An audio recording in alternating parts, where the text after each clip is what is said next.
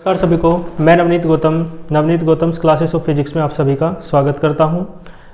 Newtonian mechanics आप पढ़ रहे हैं और थर्ड यूनिट जिसका नाम है motion under central forces planets and satellite, उसके अंतर्गत कल हमने एक लेक्चर लिया था और उसमें मैंने पढ़ाया था आपको वेटलेसनेस इन सैटेलाइट। ठीक है, तो आज पढ़ेंगे आर्टिफिशियल सैटेलाइट्स को कैसे लॉन्च किया जाता है। क्लियर है? तो हेडिंग लिखो, launching of an artificial satellite. ठीक है, आप जानते हैं लॉन्च किया जाता है ना, आप सुनते हैं न्यूज़ पेपर्स में, है ना, समाचार में देखते होंगे कि भारत का जो अंतरिक्ष केंद्र है जिसे आप इसरो कहते हैं, इंडियन स्पेस रिसर्च ऑर्गेनाइजेशन, वो समय समय पर उपग्रह स्थापित करता रहता है, कृत्रिम उपग्रह यानी आर्टिफिशियल सैटेलाइट। क्लियर है? तो आर्टिफिशियल सैटेलाइट्स मैंने बताई थी आपको क्या होती हैं। आर्टिफिशियल सैटेलाइट्स का काम होता है, ये एक तो मैन मेड होती हैं, मनुष्य के द्वारा बनाई जाती हैं, और साथ में किसी स्पेशल पर्पज़ के लिए, जैसे कि टेली कम्युनिकेशन है सूचना को एक स्थान से दूसरे स्थान तक भेजना। क्लियर है? तो टेली कम्युनिकेशन के लिए और बहुत सारे जो पर्पज़ होते हैं उनकी पूर्ति के लिए आप किसे लॉन्च करते हैं? आर्टिफिशियल सैटेलाइट को। क्लियर है? तो लॉन्च कैसे होता है, कैसे ऊपर पहुंचाया जाता है ऑर्बिट में, और किस प्रकार से क्या क्या होता है, आइए समझते हैं। हेडिंग क्या है? Launching of an artificial satellite. ठीक है, launching of an artificial satellite. Launching of an artificial satellite. Clear है? आर्टिफिशियल सैटेलाइट की लॉन्चिंग किस प्रकार से होती है, ठीक है, ये समझना है। देखो ध्यान देना, जो आर्टिफिशियल सैटेलाइट्स हैं वो मल्टी स्टेज रॉकेट्स की हेल्प से पहुंचाए जाते हैं उनकी ऑर्बिट तक। क्लियर है? तो इसमें आप कह सकते हैं यानी artificial satellites are launched by the help of multi stage rockets. Clear है? तो रॉकेट से बांध दिया जाता है किसे? सैटेलाइट को। क्लियर है? तो रॉकेट उड़ेगा, ऊपर जाएगा, और जब मैक्सिमम हाइट तक पहुंच जाता है रॉकेट, तो ये जो सैटेलाइट बंधा हुआ है रॉकेट से, उसमें एक हॉरिजॉन्टल थ्रस्ट लगता है। यानी हॉरिजॉन्टल थ्रस्ट समझ रहे हैं आप, यानी क्षैतिज बल एक लगता है। तो क्षैतिज बल कैसे? जैसे रॉकेट अधिकतम ऊंचाई तक चला गया, तो रॉकेट से बंधा हुआ है सैटेलाइट, तो उस पर क्या लगेगा? रॉकेट के द्वारा, रॉकेट के किसी इंस्ट्रूमेंट के द्वारा, सिस्टम के द्वारा एक हॉरिजॉन्टल थ्रस्ट मिलेगा, यानी क्षैतिज बल, है ना, क्षैतिज बल। क्लियर है? तो उसके कारण क्या होगा? जो सैटेलाइट है, आपको पता होगा अंतरिक्ष में क्या होता है, अंतरिक्ष में यदि आप वेलोसिटी जिस बॉडी को दे देते हो तो वो हमेशा गति करती रहती है। तो जितने क्षैतिज बल से, जितने हॉरिजॉन्टल थ्रस्ट से आप उस सैटेलाइट को पुश करेंगे, है ना, तो वो क्या होगा? वो मोशन करने लगेगा। क्लियर है? तो इस तरीके से और आर्टिफिशियल सैटेलाइट्स को लॉन्च किया जाता है। क्लियर है? तो इसकी ये क्वेश्चन बस समझने का है, बाकी इसकी लैंग्वेज वगैरह मैं आपको लिख के PDF में प्रोवाइड करा दूंगा। तो सुनो मेरी बात को ध्यान से। तो एन आर्टिफिशियल सैटेलाइट है ना, is launched with the help of multi stage rockets. Clear है? तो when the rocket is reached, जब रॉकेट पहुंचा दिया जाता है टू इट्स मैक्सिमम हाइट, अपनी अधिकतम ऊंचाई तक, तो तब क्या होता है? There produce an horizontal thrust, एक क्षैतिज धक्का लगता है, तो there produce a horizontal thrust. Clear है? किस पर? On the artificial satellite. तो वो क्या होता है? जिसके कारण वो कुछ वेलोसिटी ऑब्टेन कर लेता है, कुछ वेग को प्राप्त कर लेता है। तो due to which the artificial satellite obtains the velocity, fixed velocity, कोई निश्चित वेलोसिटी वेग को प्राप्त कर लेता है, और क्या करने लगता है? रिवॉल्यूशन करने लगता है किसके चारों ओर? जैसे अर्थ की हम बात करें तो अर्थ के चारों ओर मोशन करने लगेगा। मैंने बताया था जो सैटेलाइट्स होते हैं वो प्लैनेट्स के चारों ओर रिवॉल्यूशन करते हैं, घूमते हैं, है ना। तो अर्थ के लिए हम बात कर रहे हैं क्योंकि अर्थ पर ही अभी तक संभव जो ज्ञात है वो जीवन अर्थ पर ही है, तो अर्थ से ही आर्टिफिशियल सैटेलाइट्स लॉन्च किए जाते हैं। तो अर्थ क्या है? प्लैनेट है, और आर्टिफिशियल सैटेलाइट्स किसके चारों ओर घूमेंगे? वो घूमते हैं अर्थ के चारों ओर। क्लियर है? अब देखो आपने लॉन्च तो कर दिया, लेकिन उसके बाद जिसमें वो गति करेगा, जिसमें रिवॉल्यूशन करेगा सैटेलाइट, तो उस सैटेलाइट का कुछ ऑर्बिट तो रहा होगा ना, उसकी कुछ शेप तो रही होगी। तो इसकी शेप जो है देखो क्या क्या हो सकती है। देखो ध्यान देना, जो ऑर्बिट है, जो कक्षा है, उसकी शेप यानी आकृति कैसी कैसी हो सकती है। सर्कुलर हो सकती है, हाई इलिप्टिकल हो सकती है, मैंने बताया था इलिप्टिकल हो सकती है, यानी क्या कहेंगे, दीर्घवृत्ताकार, है ना, इलिप्स पढ़ाया था ना, तो इलिप्टिकल है ना, केपलर ने भी बताया है। इलिप्टिकल ऑर्बिट होते हैं ग्रहों के, प्लैनेट्स के अराउंड द सन। तो इलिप्टिकल ऑर्बिट हो सकता है, सर्कुलर ऑर्बिट हो सकता है, सर्कुलर है ना, यानी कि वृत्ताकार या वृत्तीय, क्लियर है। और पैराबोला हो सकता है, पैराबोलिक, ठीक है जी, पैराबोलिक, पैराबोलिक को क्या कहेंगे हिंदी में, परवलय कहते हैं, परवलय, ठीक है, परवलयाकार इसका है ना, इसकी कक्षा हो सकती है पैराबोलिक, ठीक है। हाइपरबोलिक हो सकती है, ठीक है। तो ये कुछ क्या है, शेप्स है, इसे बोलते हैं अति परवलय। तो ये कुछ शेप्स हैं जो उपग्रह की कक्षा है ना, इनमें से किसी एक शेप की बनाई जाएगी वहाँ पर, है ना, जब सैटेलाइट को लॉन्च किया जाता है। तो देखो इलिप्टिकल पाथ के लिए है ना, इलिप्टिकल मैंने बताया था, इलिप्स है, इलिप्स इस तरीके से बनता है, ठीक है जी। सर्किल तो आप जानते हैं, सर्कुलर पाथ यानी सर्किल है ना, वृत्त बोलते हैं, पैराबोला इस तरीके से बनता है ना, और हाइपरबोला इस तरीके से बनता है, क्लियर है। तो ये कुछ आकृतियाँ हो सकती हैं जो क्या है, ऑर्बिट की शेप है, क्लियर है। तो इतना हो सकता है, यहाँ तक बातें समझ आई। तो अब आप एक बताओ, सैटेलाइट की टोटल एनर्जी कितनी होती है। मैंने बताया था, आप जानते हो टोटल एनर्जी का फॉर्मूला E बराबर क्या होता है, K प्लस U। E बराबर क्या होता है, K प्लस U। तो मैं बात कर रहा हूँ total energy, total energy of satellite कितनी होती है, total energy of satellite. E बराबर K प्लस U, आपको पता है K बराबर क्या होता है, हाफ mv², और U बराबर माइनस का होता है Gmem/r, ठीक है। V क्या है, उस सैटेलाइट की क्या है, वेलोसिटी है, क्लियर है। बातें समझ में आ रही हैं। और M क्या है, मास है उस सैटेलाइट का, Me क्या है, मास ऑफ अर्थ है ना, और R क्या है, R है रेडियस ऑफ ऑर्बिट, है ना, यानी कक्षा की त्रिज्या है जिसमें वो मोशन कर रहा है। तो ये टोटल एनर्जी होती है किसकी, ये टोटल एनर्जी है आपकी किसकी, सैटेलाइट की, है ना, लिखा है total energy of A satellite. तो ध्यान देना, मैं आपको बता दूं इलिप्टिकल पाथ कब होगा, यदि टोटल एनर्जी जो है ना वो निगेटिव रहे, ठीक है, तो इलिप्टिकल पाथ होगा। पैराबोलिक कब रहेगा, यदि टोटल जो एनर्जी है वो कैसी रहे, पॉजिटिव रहे, क्लियर है। और हाइपरबोलिक कब होगा, देखो यहाँ 0 आएगा। हाइपरबोलिक कब होगा, यदि टोटल एनर्जी कैसी हो जाए, प्लस हो जाए, क्लियर है। तो एनर्जी माइनस भी हो सकती है, टोटल एनर्जी प्लस भी हो सकती है, और 0 में भी हो सकती है। तो 3 कंडीशंस हैं, यहाँ तक क्लियर होगा आपको,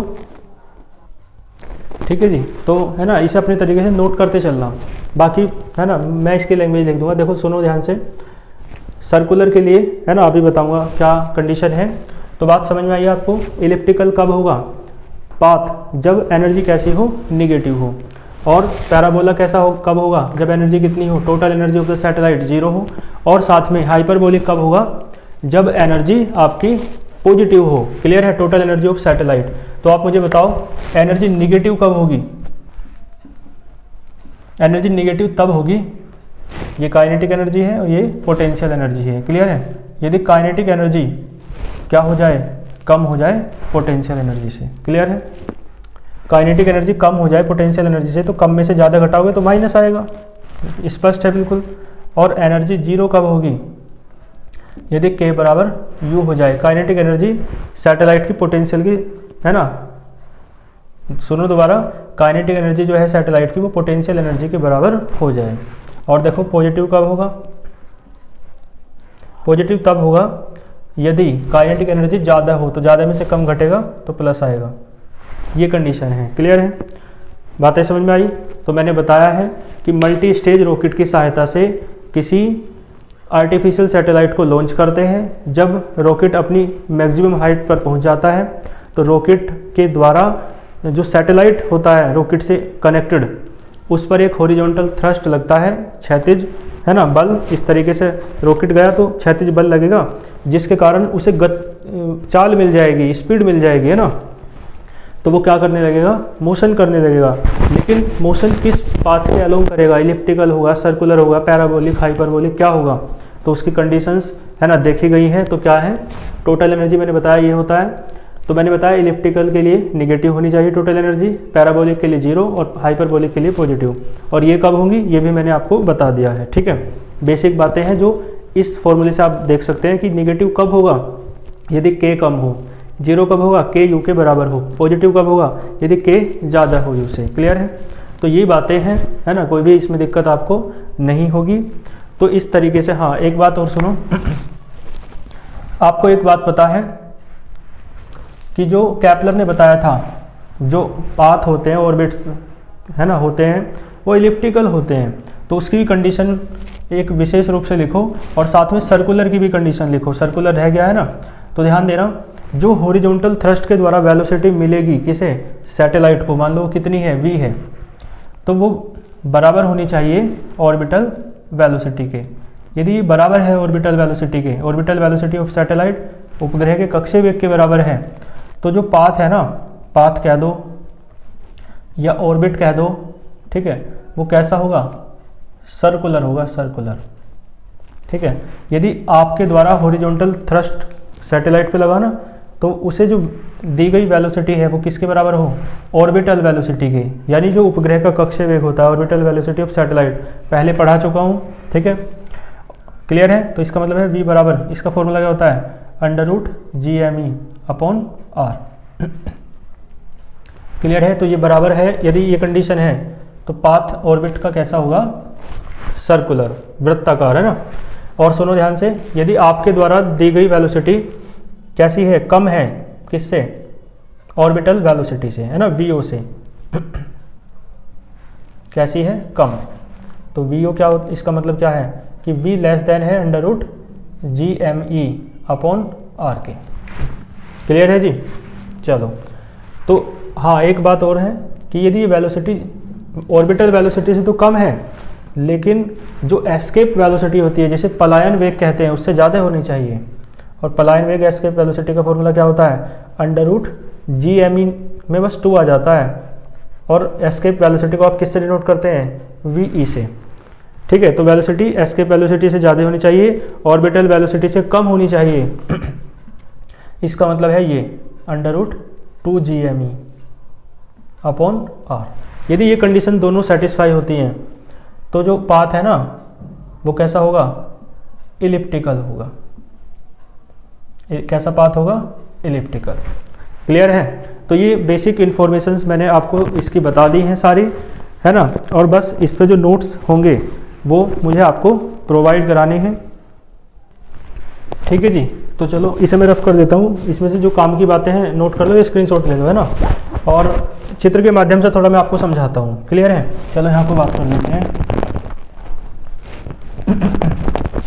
देखो, जैसे आपकी अर्थ है ना, हमारी मतलब सभी की। ठीक है जी, अर्थ तो सभी की है, अर्थ पे तो कोई लड़ाई नहीं है ना, कि हम मेरी तुम्हारी, है ना। तो अर्थ क्या है? सभी की है। देखो, तो ये क्या है? अर्थ है। अर्थ का जो सेंटर है O है, और अर्थ की जो रेडियस है वो कितनी है? RE। और अर्थ का जो मास है वो कितना है? ME। क्लियर है? अब यहाँ से आप आर्टिफिशियल, देखो आप अधिकतम ऊंचाई पर गए, है ना, मान लो h हाइट पर गए, यहाँ पर रॉकेट के द्वारा, है ना, कितनी हाइट पर गए? h। तो पता है अब रॉकेट अधिकतम हाइट पर पहुंच गया, मैक्सिमम हाइट पर, तो रॉकेट में किसी सिस्टम के द्वारा एक हॉरिजॉन्टल थ्रस्ट लगेगा सैटेलाइट पर, और सैटेलाइट आगे चलने लगेगा। ठीक है, तो देखो इस तरीके से उसे वेलोसिटी मिल जाएगी, है ना, वेलोसिटी। क्लियर है? तो इसमें देखो 3 कंडीशन है, मैंने बताया आपको कि पाथ, देखो इलिप्टिकल कब होगा, जब निगेटिव है ना क्या, एनर्जी। तो देखो पाथ इलिप्टिकल हो जाएगा यदि निगेटिव कैसी है, वो एनर्जी कैसी है, निगेटिव, इस तरीके से इलिप्स। क्लियर है, दीर्घवृत्त है ना। तो ये कब है, जब एनर्जी निगेटिव है, निगेटिव है मतलब 0 से कम है, ऐसे भी कह सकते हो या ऐसे भी कह सकते हो। क्लियर है, ये पाथ समझ में आया आपको, इस तरीके से है ना। क्लियर है बातें, चलो। और देखो दूसरी स्थिति क्या है, ठीक है, पहली एक बार दिखा दी हमने डायग्राम में। और पैराबोलिक कब होगा, जब 0 होगी। तो पैराबोलिक कब होगा, 0। इसका मतलब है पैराबोला ऐसे होता है ना, इस तरीके से। ये क्या है, पैराबोला है। तो कब है ये, जब ई बराबर 0 है। क्लियर है। और हाइपरबोला कब है, जब पॉजिटिव है। तो हाइपरबोला और भी अधिक ज़्यादा हो जाएगा, है ना, फैला हुआ। तो ये कब है पाथ, जब ई कैसा है, पॉजिटिव। पॉजिटिव का मतलब है ई कैसा है, 0 से ज़्यादा है। ठीक है, तो इसका मतलब है ये क्या है, इलिप्टिकल पाथ है, इलिप्स। और ये क्या है, पैराबोला है ना, पैराबोला यानी परवल है। और ये क्या है, इसे बोलते हैं आप हाइपरबोला। क्लियर है। तो ये डायग्राम आपको समझ में आया होगा, ठीक है जी। बात समझ में आई, इस डायग्राम को आप बना लेना। और ये क्या है, मैक्सिमम हाइट का पॉइंट है। और इसे कुछ भी कह दो, ए कह दो, बी कह दो, सी कह दो, है ना, कुछ भी। तो आर ई प्लस एच, ये सारा कितना है, ऑर्बिट की रेडियस, है ना, स्मॉल आर बराबर होता है आर ई प्लस एच। समझते हो इतना। तो ये लॉन्चिंग है सैटेलाइट की। क्लियर है। मैक्सिमम अर्थ के सरफेस से मैक्सिमम हाइट पे जाएगा सैटेलाइट रॉकेट के द्वारा। और फिर एक क्षैतिज धक्का लगेगा, हॉरिजॉन्टल थ्रस्ट लगेगा, है ना। तो उसे वेलोसिटी मिल जाएगी, कितनी मिली है, v। तो इसका मतलब है, मैंने बता दी है तीनों कंडीशन। यदि वेलोसिटी मिलेगी तो टोटल एनर्जी यदि उसकी 0 से कम है यानी निगेटिव है, तो पाथ कैसा होगा, इलिप्टिकल, है ना, इलिप्स होगा, दीर्घवृत्त। और यदि एनर्जी बराबर है 0 के, तो पाथ कैसा होगा, पाथ होगा पैराबोलिक, लिखा है सब इधर। और यदि एनर्जी पॉजिटिव यानी 0 से ज़्यादा है, तो पाथ और भी चौड़ा हो जाएगा, है ना, या क्या बन जाएगा, ये हाइपरबोला। क्लियर है, यानी इसे बोलते हैं अति परबल है। तो ये बात आपको समझ में आई होंगी, ठीक है। चलो इसका स्क्रीनशॉट ले लो फिर से। देखो एक दो बातें और बताता हूँ, ये तो आप समझ ही गए सब। देखो जैसे अर्थ है, ये क्या है, अर्थ है, अपनी पृथ्वी है, सेंटर O है, मास me है, और रेडियस कितनी है, re। तो देखो अर्थ से, है ना, क्या करा रहे हैं, किसी सैटेलाइट को ऊपर ले जाकर क्या देंगे, हॉरिजॉन्टल थ्रस्ट देंगे, क्षैतिज धक्का देंगे। क्लियर है। तो देखो कुछ हाइट पर ले जाओ, मान लो यहाँ पर आ गए आप, यहाँ पर आ गए आप, है ना, स्मॉल h हाइट पर। तो आप देखो इसे वेलोसिटी मिलेगी। तो वेलोसिटी जो है ना, यदि कम हुई तो ध्यान देना, आंकड़े में आपको बता दूं 8 किलोमीटर पर सेकंड, ठीक है, से कम रहेगी यदि वेलोसिटी, जो हॉरिजॉन्टल थ्रस्ट के द्वारा वेलोसिटी दे रहे हो, तो ये उपग्रह जो है ना आगे मतलब सीधा नहीं चलेगा, क्योंकि कम है ना वेलोसिटी। भाई सीधा आगे तब कब चलेगा, जब स्पीड ज़्यादा हो। स्पीड वेलोसिटी कम दी तो ये, है ना, ऐसे पृथ्वी पर ही आके गिर जाएगा। कर रहा है परिक्रमा, नहीं कर पा रहा। इसका मतलब है ये केस कौन सा है, जब स्पीड जो है 8 किलोमीटर प्रति सेकंड से कम हो। कम यानी ऐसे 8 किलोमीटर पर सेकंड से क्या है, स्पीड कम है। और यदि 8 किलोमीटर है, ध्यान देना दूसरी कंडीशन, ठीक है, दूसरी कंडीशन देखो आप, यदि स्पीड जो है 8 किलोमीटर से कैसी है, बराबर है ना। चलो, तो स्पीड कैसी है, 8 किलोमीटर पर सेकंड से बराबर है, मतलब बराबर है। तो ये मैंने बताया आपको कि यदि स्पीड जो है 8 से क्या है, कम है, 8 किलोमीटर पर सेकंड से क्या है, कम है, तो ये क्या है, पृथ्वी पर देखो ज़्यादा स्पीड दोगे तो आगे ज़्यादा जाएगा, और ज़्यादा दोगे तो और आगे ज़्यादा जाएगा, है ना। लेकिन स्पीड कम है तो देखो ये पृथ्वी के चारों ओर घूम नहीं पा रहा, पृथ्वी तल पर ही आकर गिर जाएगा किसी और स्थान पर, यदि स्पीड किससे कम रहे, 8 से कम रहे। और दूसरा केस देखो, यदि स्पीड 8 के बराबर हो जाए, है ना। तो पहला केस क्या था, स्पीड 8 से कम है, दूसरे केस में स्पीड क्या ले लो, बराबर। तो ये जो है ना, ये जो सैटेलाइट है फिर करता है रिवॉल्यूशन किस पाथ में, सर्कुलर पाथ में। क्या करता है, वृत्ताकार मार्ग में गति करता है, ठीक है, सर्कुलर पाथ में चलता है। फिर वो कब, मैंने बताया स्पीड जब कितनी रहे, बराबर रहे 8 किलोमीटर पर सेकंड के। क्लियर है, क्योंकि देखो 8 से कम थी तो यहीं आके गिर गया, ज़्यादा आगे चला ही नहीं। 8 है तो इस तरीके से एडजस्ट हो जाता है और फिर इस तरफ ऐसे घूमता है सर्कुलर पाथ में। क्लियर है, देखो यदि 8 से ज़्यादा हो जाए तो 8 से ज़्यादा हो जाएगी तो ये जो है ना इस तरीके से, ये वाला देखो दीर्घवृत्त बन जाएगा, यानी इलिप्स बन जाएगा, इलिप्स है ना, इस तरीके से इलिप्स बन जाता है। तो बना लेना आप बहुत सुंदर सा अपने तरीके से। इलिप्स इस तरीके से तो होता है। चलो, इलिप्स यानी दीर्घवृत्त। तो दीर्घवृत्ताकार कक्षा में कब चलेगा, जब मैंने बताया स्पीड जो है v वो ज़्यादा है 8 किलोमीटर पर सेकंड से, ठीक है, ज़्यादा होनी चाहिए 8 किलोमीटर पर सेकंड से, ठीक है। तो इसका मतलब है फिर वो किस पाथ में चलेगा, जो सैटेलाइट है, इलिप्टिकल पाथ में। क्लियर है, और यदि 8 से ज़्यादा है और एक स्थिति और है यदि 11 किलोमीटर प्रति सेकंड से पर सेकंड से भी ज़्यादा हो जाए तो देखो और भी अधिक आगे चलेगा, है ना, और भी अधिक आगे चलेगा ना, तो ऐसे जाके यानी कहाँ पहुँच जाएगा पता नहीं, चक्कर नहीं लगाएगा फिर, समझ गए। तो इसका मतलब है स्पीड 11 किलोमीटर प्रति सेकंड से तो कम होनी चाहिए और 8 किलोमीटर प्रति सेकंड से, ठीक है, ज़्यादा होनी चाहिए, क्योंकि 8 से कम होगी तो पृथ्वी तल पर आकर गिर जाएगा दोबारा, और 11 से ज़्यादा होगी तो कहीं दूर पलायन कर जाएगा, है ना, अपनी दुनिया में चला जाएगा। कहते हैं ना, हाउ ले चले तुम्हें तारों के शहर में, तो कहीं तारों के शहर में चला जाएगा, खो जाएगा, है ना। तो ये मैंने समझा दिया है कितनी स्पीड पर क्या होगा। दोबारा सुन लो एक बार। स्पीड यदि 8 किलोमीटर पर सेकंड से, है ना, जो आप स्पीड दे रहे हो हॉरिजॉन्टल थ्रस्ट के द्वारा 8 किलोमीटर पर सेकंड से कम है तो वो पृथ्वी तल पर आकर दोबारा गिर जाएगा। आपने लॉन्च किया कहीं और आकर गिर जाएगा। 8 के बराबर है तो सर्कुलर ऑर्बिट में मोशन करेगा, रिवॉल्यूशन। 8 से ज़्यादा है तो इलिप्टिकल ऑर्बिट में करेगा, और है ना 11 से ज़्यादा हो जाए यदि तो फिर ये मोशन नहीं करेगा बल्कि कहीं दूर चला जाएगा, ठीक है। चलो समझ गए। तो ये टॉपिक आपका लॉन्चिंग ऑफ सैटेलाइट वाला कंप्लीट हुआ, इसमें कोई भी दिक्कत आपको नहीं होगी, ठीक है। अब किसी की शादी वादी हो रही है देखो आज भी, है ना, चलो तो फिर है ना आज के लिए इतना ही रखें। हाँ, इसमें एक बात और देख लो, जैसे इलिप्टिकल ऑर्बिट में घूमता है ना, तो इलिप्टिकल ऑर्बिट में घूमता है तो जब वो पृथ्वी के पास होता है सैटेलाइट तो उसकी जो स्पीड है ना वो मैक्सिमम होती है। कैसी होती है, मैक्सिमम। और जब वो पृथ्वी, देखो यहाँ पर पास है पृथ्वी के सबसे, अर्थ के, लेकिन यहाँ सबसे दूर है तो यहाँ स्पीड कैसी रहेगी, मिनिमम।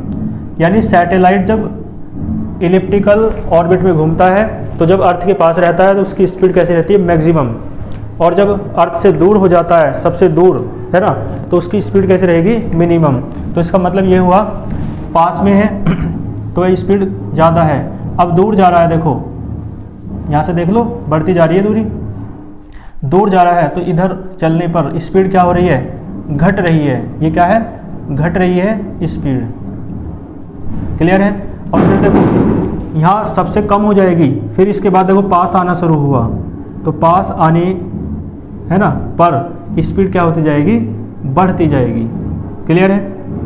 तो अर्थ की जब जब सैटेलाइट पास आएगा तो स्पीड बढ़ती जाएगी और जब जब दूर होता जाएगा तब स्पीड घटती जाएगी। क्लियर है। तो इस तरीके से ये होता है सारा लॉन्चिंग ऑफ सैटेलाइट, मैंने आपको समझा दिया है बस, है ना। चीज़ों को मैं आपको लिख के प्रेषित कर दूंगा, सेंड कर दूंगा, तो आप इन्हें बहुत अच्छे से समझ गए होंगे। ठीक है, तो मिलते हैं नेक्स्ट लेक्चर में। अच्छे से पढ़ते रहिए, अपना ध्यान रखिए। All the very best.